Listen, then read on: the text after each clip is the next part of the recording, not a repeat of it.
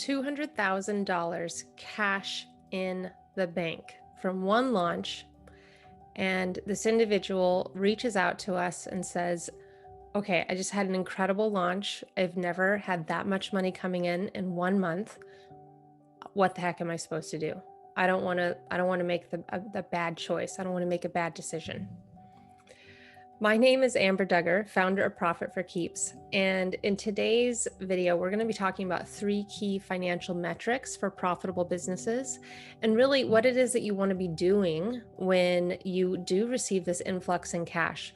It is something that happens to many online entrepreneurs, and sadly, a lot of online entrepreneurs make these mistakes that don't allow them to actually keep the money that they are making and allow them to really consistently pay themselves even during months where they aren't bringing in nearly as much cash. So if you have variable income months, this is for you. Okay, so let's just talk a little bit about really what a profitable business is. A profitable business, from the eyes of an accountant, would be any money left over after paying out business expenses. As you can imagine, that doesn't include your owner's pay. That doesn't include your taxes. That doesn't include any money set aside for future use. Okay, so when you look at Quickbooks, for example, my client always likes to say, Quickbooks lies, because after he implemented Profit for Keeps, he truly realized why looking at QuickBooks only for his metrics was really not, it was a quite detrimental thing for him because he always looked profitable. Any business that is making more money than the business expenses is going to be profitable. And there are very few businesses out there that actually aren't profitable from that perspective. But unfortunately, if you only have $10 left at the end of the month, that's not going to pay you. That's definitely not going to pay your taxes. And that's not going to account for anything in the future that you need to put aside money for now. So let's look at this from a more useful perspective of what a profitable business is.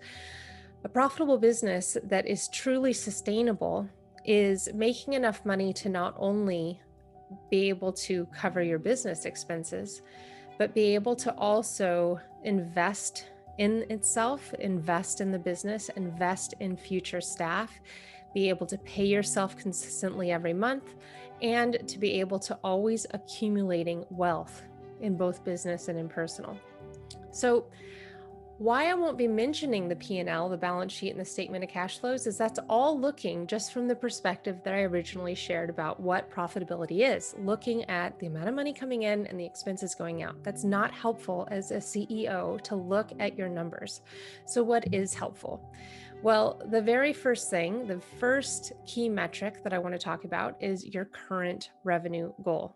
You hear me talk about this all the time. Why? Because it's so essential to running a profitable, sustainable business because let's face it, every one of us has different personal requirements. Some have children, some don't have children. Some have parents that they're taking care of, others don't. Some live in Manhattan, others live in Chiang Mai, Thailand. Our living expenses vary greatly. And while that isn't a problem, I love the fact that we all are able to intentionally create the life that we desire.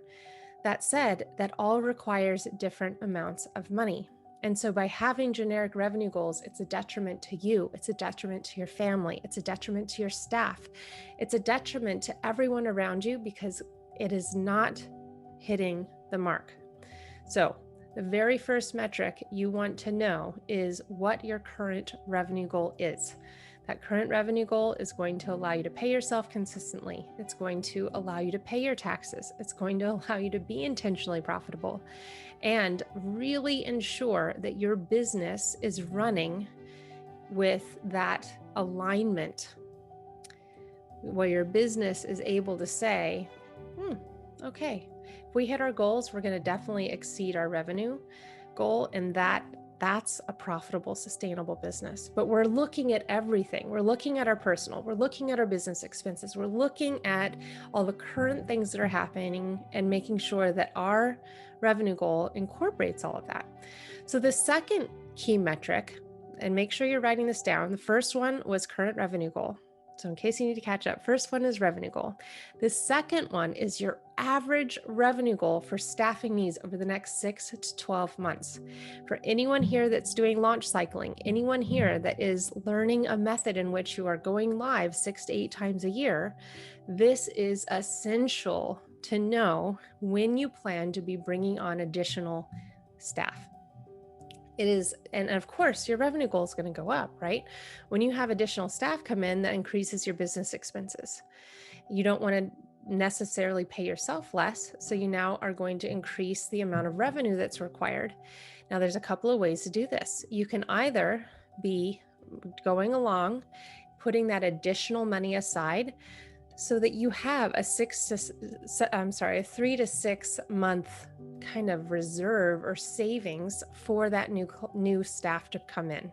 So for example, if you're looking to bring on a full-time sales person and you want to make sure that you have money set aside to allow them to really get to know your product, really get to know your community, really get to know your brand, your messaging, you cannot expect a salesperson to immediately start delivering the moment that they step in the door. It's going to take a dedicated CEO to spend time with them, to help them really learn how to qualify the leads, to help them with learning, specific objections that may be very specific to your industry. So by having that savings, it allows you to still run normally without having to have that additional revenue in the door right away, but also without having to have your business go in the red.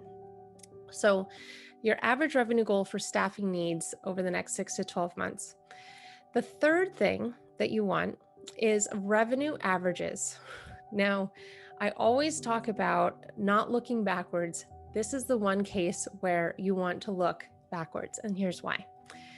If you look at the last 6 months of your business and you average that number, so let's say you make 30,000 one month, 70,000 the next month, 30,000 the following month, 80,000 the next month, and 90,000 the month after that.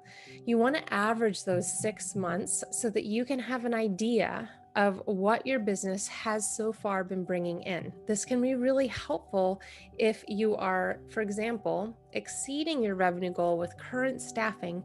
You're going to be able to see how much additional money you can put towards future business expenses and future personal expenses by knowing this average. This is something that we do all the time with our Profit for Keeps clients who have already fully implemented the framework, and now they're looking at how to use these metrics to really be able to run your business from a perspective of intentional profitability. Okay, so that's the first part of the key metric 3. The second part is the next 6 months of revenue, looking at your cash in forecast and looking at that average and seeing if that matches your future revenue goal with the new staffing needs. And if not, what actions you need to take to bring that revenue up. So there's a big difference between financial analysis and real-time financial strategy. So going back to, the fact that we're not really looking at balance sheets, income statements, all of that can be very helpful over year-to-year comparison. It can help the CEO that is looking much bigger picture in terms of the growth of the company, the vision of the company, and what things need to change based on what's already happened. So that financial analysis of looking at these statements over time can be very helpful for comparative purposes. And this is something that as you grow your business, you will start to understand those key metrics that you want to be looking at from a larger perspective of looking at your full financial statements. And that's useful to do. And it's definitely something that I do as a company at the end of the year. But it's not something that's going to help you with ensuring that you can make sure to cover all your bills next month. What you want to really be looking at is financial strategy, which is looking at cash in the door versus the revenue goal, and ensuring that there is no gap, and that whatever the gap is your main focus in terms of taking the action that you can close that gap so that your business is bringing in more money than it needs. Just like when you were a kid and people said, always, make sure that you don't spend as much as you have. and that you live below your means, the same thing with your business. When you're always very cognizant and aware of your revenue goal, then you can always ensure that you are striving to reach a revenue that is higher than that goal. And then regardless of the system you have, you're putting yourself in a profitable position. So that's the first step, is putting yourself in a profitable position. What we'll be talking about in the future are key things that once you've put yourself in the profitable position, what you're able to do to ensure that you don't self-sabotage that newfound profitability. If you found this useful, please do comment, let us know, share in the comments or share with others, tag others. We would absolutely appreciate it. We are creating a movement of profit for joy, and we are so grateful that you are a part of this. Now, if you are wondering what is my next step here, I want to be profitable. I want to set myself up sustainably. I highly recommend that you join our waitlist for our upcoming challenge. It's called the Aged Money Challenge, and we go through all of these steps in a way that is very manageable and allows you to really get a clearer picture of your personal expenses, your business expenses, running revenue goals, and really also focusing on the mindset that's created for wealth accumulation, wealth strategy. So thank you again for being here. It's my absolute pleasure. My name is Amber Duggar, founder of Profit for Keeps. Until next week, much love to you.